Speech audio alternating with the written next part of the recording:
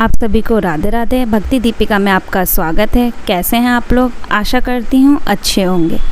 आज के इस वीडियो में मैं आपको लेकर चलूँगी एक और यात्रा, अमरकंटक की यात्रा की ओर, जिसके लिए सबसे पहले हमने चित्रकूट से ट्रेन ली थी और हम उतरे पेंड्रा रोड, क्योंकि यही अमरकंटक जाने के लिए सबसे नियरेस्ट रेलवे स्टेशन है। तो हम पेंड्रा रोड पे उतरे। उसके बाद यहाँ से हम बाहर निकले और वहाँ से हमने एक जीप की, जिसने हमें पूरा अमरकंटक घुमाया। हमने रिज़र्व गाड़ी कर ली थी कि बार बार कहाँ गाड़ी का वेट करेंगे, घूम घूम के, गर्मी भी थी, तो एक गाड़ी ली और उसी ने हमें हर जगह घुमाया। तो सबसे पहले रात से ही हम ट्रेन में बैठे थे, तो नहाना धोना था हमें। तो सबसे पहले जीप वाले ने हमें छोड़ा अरंडी संगम पर। यह नर्मदा नदी से 3 किलोमीटर दूर है और पुराणों में ऐसा माना जाता है कि जेठ महीने के शुक्ल पक्ष की 10वीं को जो गंगा जी हैं वो नर्मदा जी से मिलने स्वयं अरंडी संगम पर आती हैं। इस दिन को गंगा दशहरा के रूप में मनाया जाता है, तो इसलिए अरंडी संगम का यहाँ एक अपना अलग ही महत्व है। तो यहाँ पे हम नहा धो लिए और देखिए ये यहाँ पे छोटे छोटे मंदिर बने हुए हैं और यहाँ पे बहुत ही शांत वातावरण है और यहाँ का जो पानी है वो भी बहुत साफ़ सुथरा और यहाँ पे बहुत ही अच्छा लगता है। तो हम थोड़ी देर यहाँ बैठे, उसके बाद में फिर हम चल पड़े। इसके बाद जो हमें दर्शन करने के लिए हमें जाना था वो था कपिल धारा। ये कपिल धारा नर्मदा नदी से 8-9 किलोमीटर की दूरी पे है। जो नर्मदा नदी का उद्गम स्थल है वहाँ से 8-9 किलोमीटर की दूरी पर है और कपिल धारा पहुँचने के लिए 1 किलोमीटर पैदल चलना पड़ता है। गाड़ी की पार्किंग बाहर हो जाती है, उसके बाद 1 किलोमीटर पैदल चलना पड़ता है। कुछ सीढ़ियाँ उतरनी पड़ती हैं जो बहुत थकावट होती है, लेकिन वहाँ पे थोड़ी थोड़ी दूरी पे नींबू पानी, शिकंजी, ये सब भी बेचने वाले बैठे रहते हैं कि अगर आप प्यासे हैं, आपको ज़रूरत है तो आप पी सकें। यह एक ऐसा वाटरफॉल है जो कि नर्मदा नदी के ऊपर बहता है और 100 फीट की ऊंचाई से यहाँ पे पानी गिरता है। इस टाइम पे हम गए थे तो ज़्यादा मौसम वैसा ही था, बहुत ज़्यादा गर्मी थी, तो वाटरफॉल का आप देख रहे हैं जो बहुत ज़्यादा नहीं है, लेकिन इसका फॉल होता है ज़्यादा, लेकिन मौसम के अकॉर्डिंग होता है, तो इस टाइम पे कम है। और ये भी माना जाता है कि कपिल मुनि ने यहाँ पे तपस्या की थी और जो कपिल मुनि की बुक है सांख्य दर्शन, उसकी रचना माना जाता है कि यहीं पे हुई थी। उसके बाद यहाँ से निकल के लगभग 40-50 सीढ़ियाँ उतरने के बाद हम पहुँचे दूधधारा। बहुत थक जाते हैं क्योंकि नॉर्मल सीढ़ी चढ़ना इतना मुश्किल नहीं होता, लेकिन थोड़ा पहाड़ों में और जो सीढ़ियों पे एक सीढ़ी से दूसरी सीढ़ी के बीच का जो डिस्टेंस है वो भी काफ़ी गैप में था, तो थकान भी हो रही थी, लेकिन वहाँ जाने के बाद अच्छा लगा। तो ये जल जो है यहाँ का, ये मानते हैं कि दूध की तरह बिल्कुल सफ़ेद दिखाई देता है, तो इसलिए इसका नाम दूधधारा पड़ा है। और यहाँ पे एक गुफा है जिसमें दुर्वासा ऋषि की मूर्ति है। माना जाता है कि वो यहाँ पे तपस्या करते थे। तो है ये बहुत अच्छा, देखने में भी बहुत अच्छा लगता है, बहुत शांति भी लगती है। बस यही है कि चढ़ने उतरने में थोड़ी थकावट हो जाती है।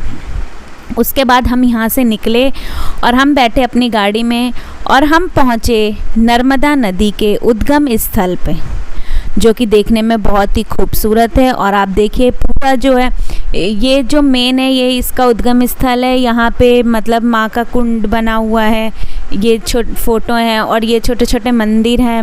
और यहाँ पे डेली मतलब दोपहर के टाइम पे भंडारा होता है जिसमें आपको खिचड़ी या किसी भी चीज़ का प्रसाद दिया जाता है। जिस दिन हम गए तो उस दिन खिचड़ी बट रही थी, तो रोज़ लोगों को 12-1 बजे के करीब यहाँ पे कुछ ना कुछ प्रसाद ज़रूर मिलता है। और ये मंदिर देखिए कितना खूबसूरत है और बहुत ही सुंदर, बहुत ही अच्छा लगता है यहाँ पे जाके। और यहाँ का पानी भी बहुत शीतल और बहुत ही अच्छा। और ये थोड़ी थोड़ी दूरी पे ये मंदिर बने हुए हैं, तो हमने इन सब के दर्शन किए। देखिए यहाँ पे शिवलिंग है और ये अलग अलग तरीके के मंदिर, हमने इन सब के दर्शन किए और हम बाहर निकल गए। तो इसी के जस्ट सामने गायत्री शक्तिपीठ है और उसी के साथ ही सामने ये छोटा सा एक नदी का वो बना हुआ है। यहाँ पे हम थोड़ी देर बैठ गए थे।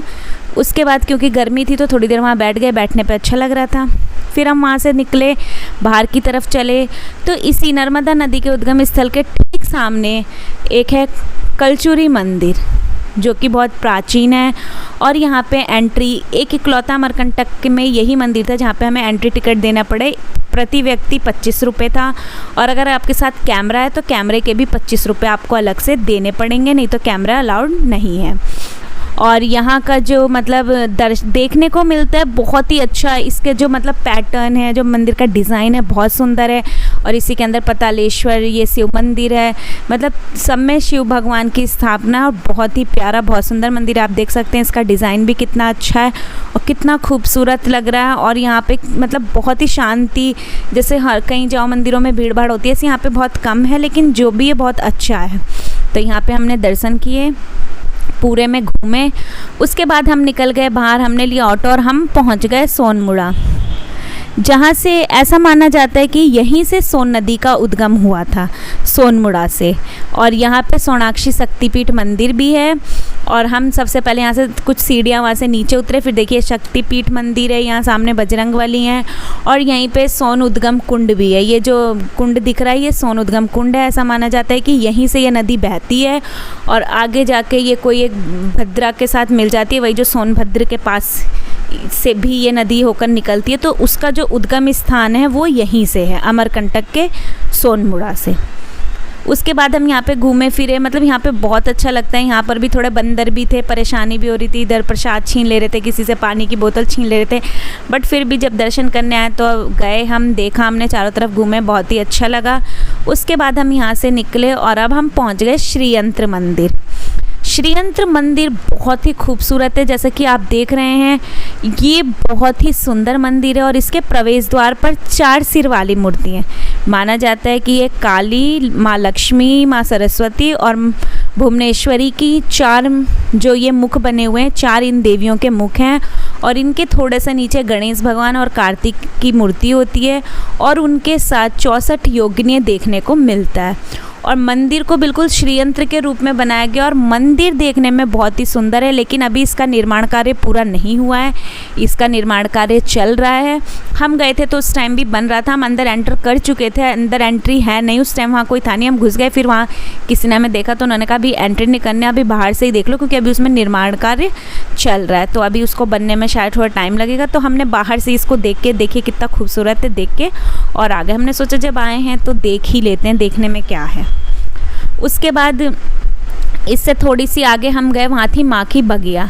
माँ का बगिया ऐसा माना जाता है कि बचपन में जो माँ नर्मदा नदी हैं वो अपनी सहेलियों के साथ यहाँ पे खेलने आया करती थी, और इसीलिए इसका नाम ही माँ की बगिया। माँ की बगिया से ही पता चल रहा है माँ का बगीचा। तो माँ नर्मदा बचपन में ही इस बगिया में अपने दोस्तों के साथ खेलती थी, तो इसलिए इसका नाम माँ की बगिया है।